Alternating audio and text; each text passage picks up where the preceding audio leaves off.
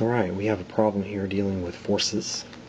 So, I guess the first step is to draw a free body diagram.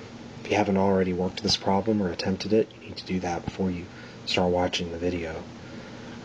So here's my force diagram, my free body diagram. Got to identify all the forces present in the problem. So we start with the normal force, gravity.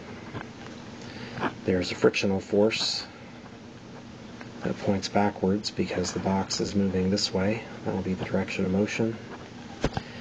And there's an applied force here, which is directed 35 degrees above the horizontal. The applied force is 270 newtons. The mass of the crate is 45 kilograms. And we're also told that the coefficient of static friction is 0.62 and the coefficient of kinetic friction is 0.42.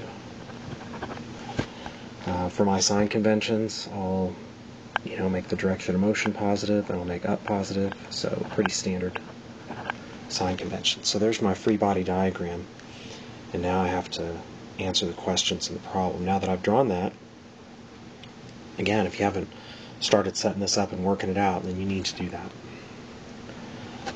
So you should pause the video. Alright.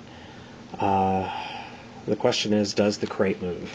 Alright, so when it asks, does the crate move? That is the same question as this. Is the force of static friction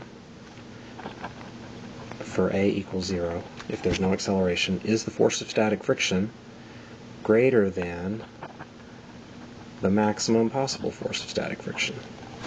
The answers to these two questions should be the same. Right? So what we're going to do is we're going to set the acceleration equal to 0 and assume that the crate is not moving, and we're going to treat the force of static friction as an unknown. We're going to find it. Then we're going to compare it to the maximum possible force of static friction. If we find that it's greater than that threshold, then that means it has to move. And if it's less than that threshold, then the crate doesn't move. Alright, so to find the maximum possible force of static friction first, that's given by the equation mu sub s times the normal force. I'm going to need to know what the normal force is. So let's find that. Let me sum all the y forces. We've got the normal force, which is positive, and we have the vertical component of the applied force. Right? The applied force up here has a horizontal component and a vertical component.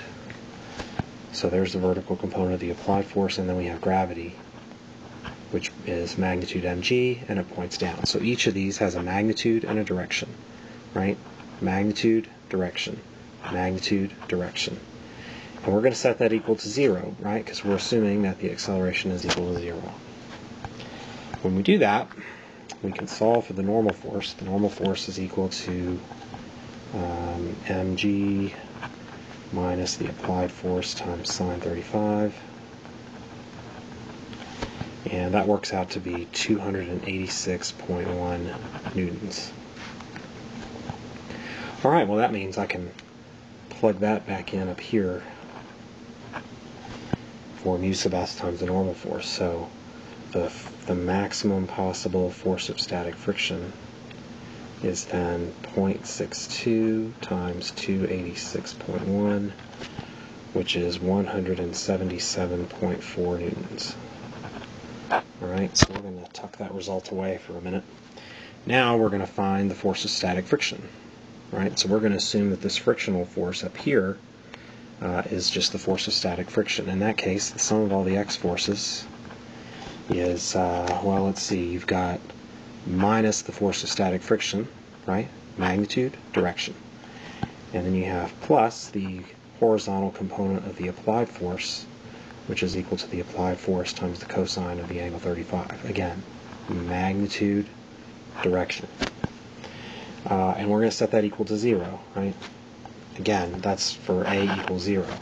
Now, actually up here where I set the sum of all y forces equal to 0, that's always going to be equal to 0 because it's not going to accelerate in and out of the surface.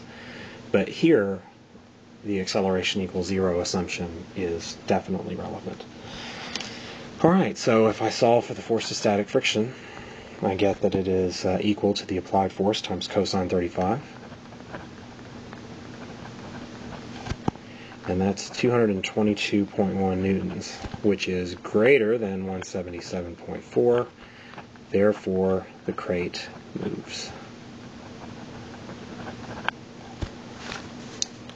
Alright, so the question goes on to say, if the crate does move, what is the acceleration on the crate? Okay, so now we're going to treat acceleration as an unknown, and the force of friction in this problem is going to be the force of kinetic friction. So in that case, if I sum all the x forces, I get that it's minus the kinetic friction plus the applied force times cosine 35, and now that's equal to ma.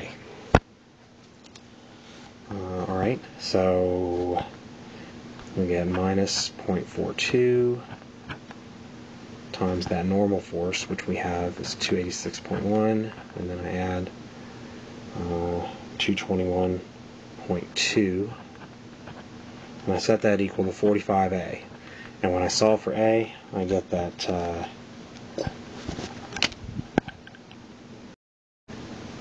I get 2.2 meters per second squared once I round off. That's it.